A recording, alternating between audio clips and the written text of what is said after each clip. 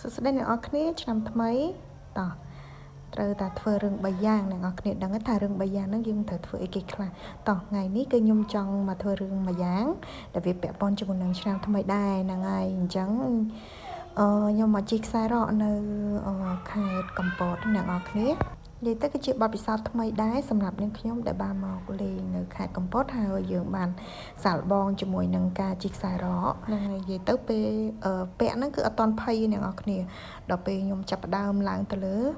មានអារម្មណ៍ថារៀងខ្ពស់ដែរអ្នកនរគ្នាពេលដែលពួកខ្ញុំឡើងទៅដល់លើគឺខ្យល់ហ្មងខ្យល់ខ្លាំងហ្មងអ្នកនរគ្នានេះគឺជាសកម្មភាពពួកខ្ញុំចាប់ផ្ដើមជីកខ្សែរ៉ក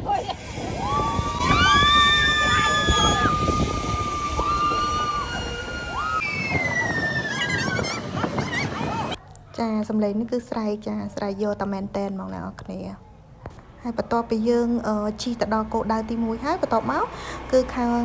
ក្រុមការងារគាត់ហ្នឹងគឺយើងរៀបចំឲ្យពួកខ្ញុំជិះត្រឡប់បកទៅខាងត្រើយគឺពួកខ្ញុំត្រូវជិះទៅគោលដៅដំបងវិញហ្នឹងហើយទៅទីតាំងកន្លែងយើងញ៉ាំអីកញ្ចុះអញ្ចឹងណាអ្នកនរគ្នាទីបែបមានសេកទេចាពូស៊ាំហើយអញ្ចឹងអ្វីដែលខ្ញុំចង់ប្រាប់ហ្នឹងគឺឆ្នាំថ្មីគេឲ្យធ្វើ3យ៉ាងគឺទី1ឡើងភ្នំហ្នឹងហើយទី2យើងទិញរបស់ជូនខ្លួនឯងហើយទី3ជាយន្តហោះហ្នឹងហើយអញ្ចឹងសម្រាប់យើងឥឡូវនេះគឺយើងជីកខ្សែរ៉កឧបកិច្ចសិនទៅ